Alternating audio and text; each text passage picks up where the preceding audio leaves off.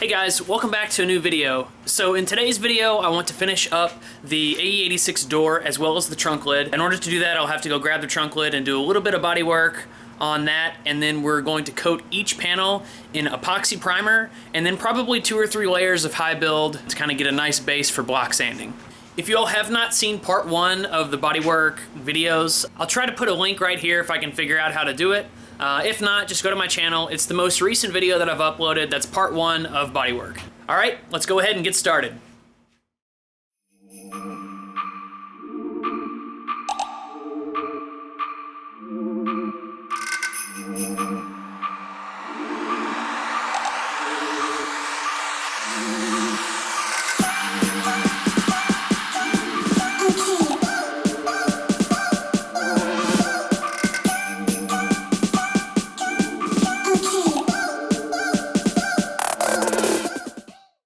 So behind me is the trunk lid of the AE86. This is actually the first body panel that I worked on when I was doing this build.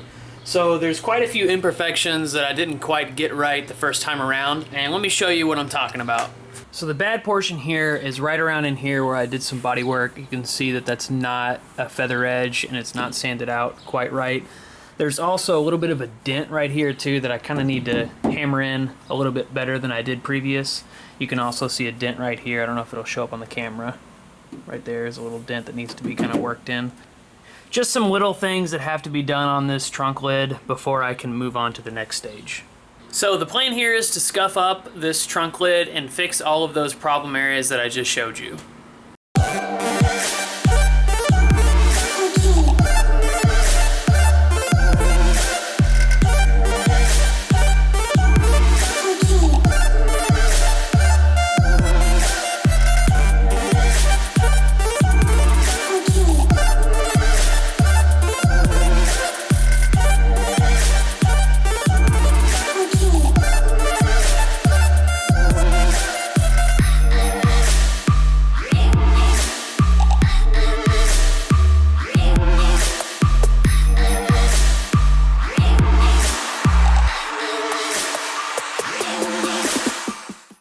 Alright guys, so here's the panel after sanding. So as you can see, this panel needed a lot of work. So let me go over some of these problem areas, specifically these and these spots.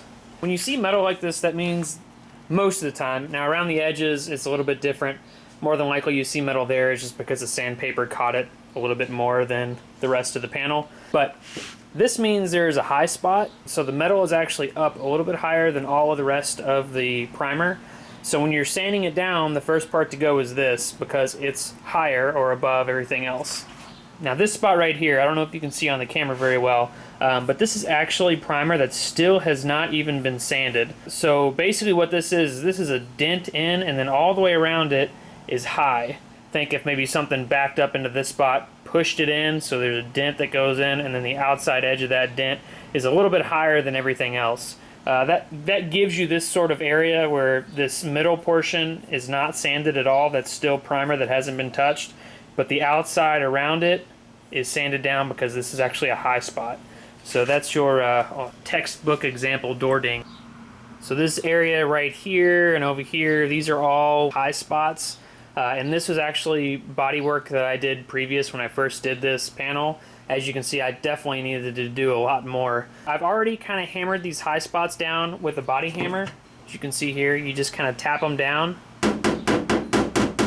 This kind of gets them to sit a little bit lower than all of the other panel, or at least get that high portion down a little bit. And then what I'm going to do on this top portion, since there's a lot of stuff going on, I'm going to do what's called a skim coat with the body filler. So I'm going to take body filler and make a thin coat all the way down this panel, and then I'll sand that whole body filler portion flush, and hopefully that'll take care of all of these areas that need attention. So again, I want everybody to remember that I am not a bodywork professional in the slightest bit. All of this stuff I've learned on YouTube or doing research online or talking with other bodywork professionals. Again, don't take this as fact. I'm not 100% sure if it's right. This has just worked for me, and this is what I've been following while working on this build.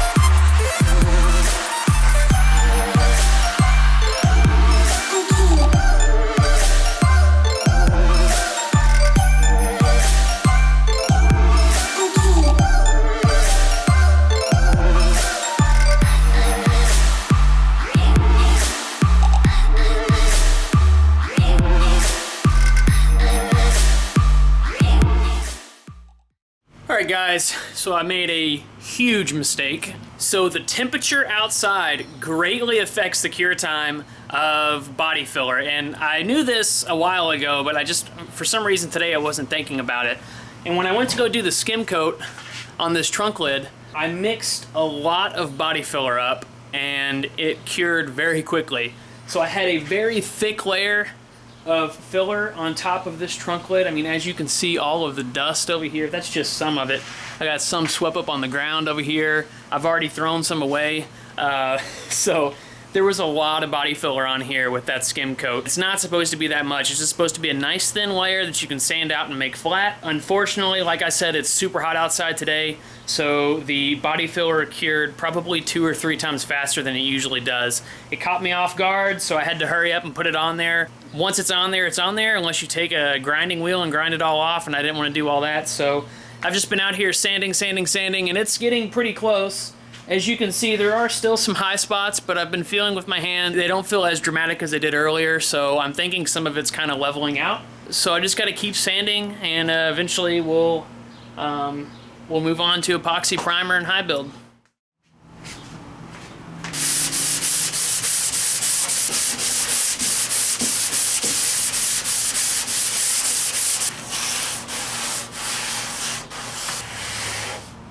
Whew.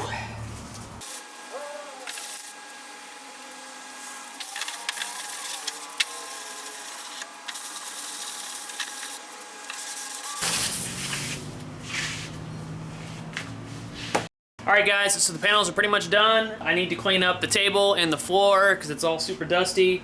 Get a couple of things wrapped in plastic wrap so overspray doesn't get on them. Most of the stuff in here I don't really care about all that much except for the car, obviously, and a couple of things over here like my seats and interior and stuff. So I'm going to get all that stuff covered in plastic wrap, and we will get on to epoxy primer and high build. And go.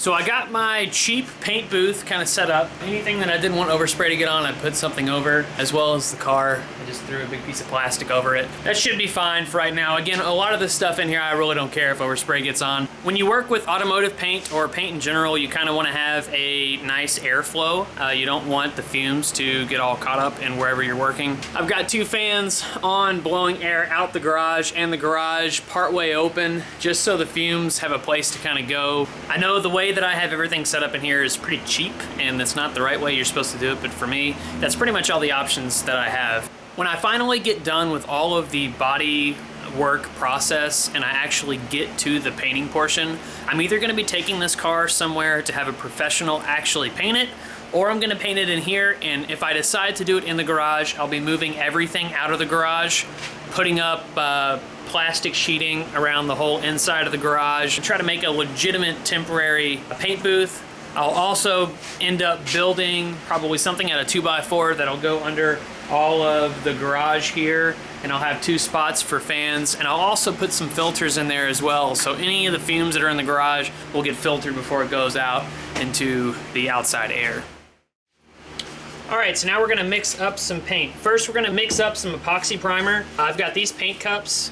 They are for automotive paint, and they've got these ratios on the side for mixing. Nason Ful-poxy, which is the epoxy primer that I use, is a 1-to-1 ratio. So I'll be using this column right here. Basically, that means 1 part of the epoxy primer to 1 part of the hardener. I'm only doing 2 panels, so I'm not going to need very much. I'm probably just going to go to 2. The way you read this is you would do 1 whatever number you have on this column, you're gonna go to that number on that column as well. So by keeping it 1-to-1, I'm gonna go up to the number 2 here with the epoxy primer, and then when I add the hardener, I'm gonna wait until the level gets up to that 2 right there, and that will be a 1-to-1 mix ratio. It's just a little bit more than doing 1-to-1 here. I'm just going 2-to-2. It's still a 1-to-1 ratio. Nason Ful-poxy also requires an induction period, which means you have to mix everything and then let this sit for a little bit of time. I believe with the temperature outside now, 30 minutes to an hour is probably plenty of induction time. When you're mixing up this paint, you want to have a good respirator. This is a 3M respirator with new filters on the side. This stuff is really nasty. You don't want to get it in your lungs or be breathing it in or anything like that. So make sure you have a good respirator when you're mixing this paint as well as applying it. Now for the epoxy primer, the spray gun that I use is this one right here. This is a Harbor Freight paint gun. I'll put the part number in the description. It is super cheap. So I bought this thing, I think it was on sale for $9, $9 or like $15, something like that. It was super, super cheap. It is a knockoff brand from what I've been told, and basically all of the connections on this gun, they used a silicone sealant, which was really bad for the paint. So basically I took it all apart, totally down to just the casing of this gun, and replaced everything with Teflon tape, put everything back together, and this thing actually sprays pretty well for, I mean, a $15 gun. Again, all I need this for is to lay epoxy primer down, and that's gonna be the first coat. So as long as I get a nice, good coat on the panel, I don't need anything super perfect for that epoxy primer layer. It's all gonna be sanded out anyway, and I'm gonna have high build on top. So this gun has actually done a really good job. I mean, seriously, for the price, it's almost, you can almost throw these away, they're so cheap. But for the price, I use it and it works really well. So also, every time I finish using the gun, I clean it. So I take it all apart, clean out all the components, and put them in a little container like this. So let's go ahead and assemble this gun and get it ready for paint.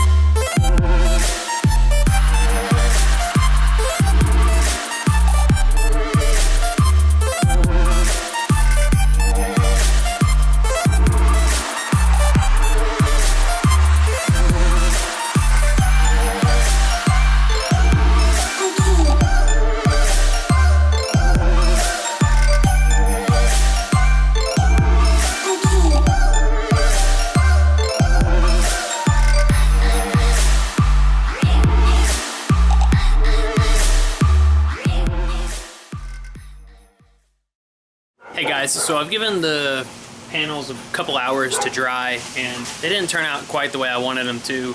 So instead of just going ahead and painting now, I'm going to wait till tomorrow. I don't know, it just didn't turn out 100% the way I wanted it to. So I'm going to give it a little bit of time. Tomorrow I'll come back and we'll sand it with 200 grit and then do a couple coats of high build primer.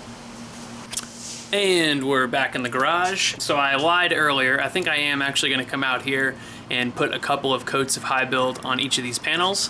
So some of the problem areas I was talking about earlier actually leveled themselves out as the epoxy primer cured.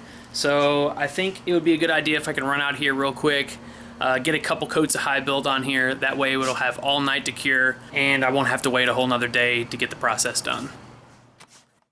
Alright guys, so same thing as before, we're gonna go ahead and mix up some high build primer. And here is the primer that I'm going to use.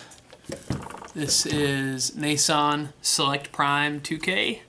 This is what I'm going to use for the high build primer. It also comes with an activator as well. I also have another gun for this. I bought this off TCP Global. It's a relatively cheap gun. It has a bigger tip and needle, so it allows more product to come out of the gun. The size is 1.8. So this gun is what I've been using for the high build primer part of this project. So I'll also be using Teflon tape to tape up the gun just like I did previous with the Harbor Freight gun. The ratio for this is a little bit different. This is a 4-to-1 ratio, so 4 parts of the high build to 1 part of the Activator. You can see the difference between the two products. You'll have to use 4 times as much as this, so you don't need nearly as much Activator. So let's go ahead and get the Teflon tape on the gun, then we will mix up some high build primer and get it on these panels.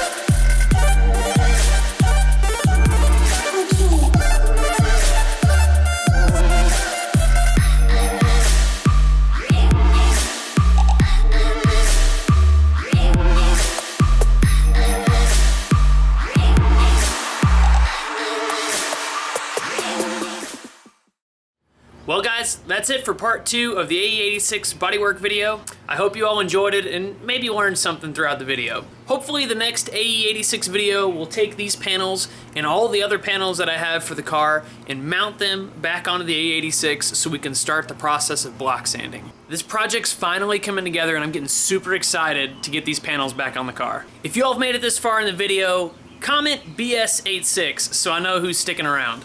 As always, if you all have any suggestions or comments on these videos, please send me a DM or leave a comment in the comment section below. As always, thank you all for your support, and until next time, we'll see you later.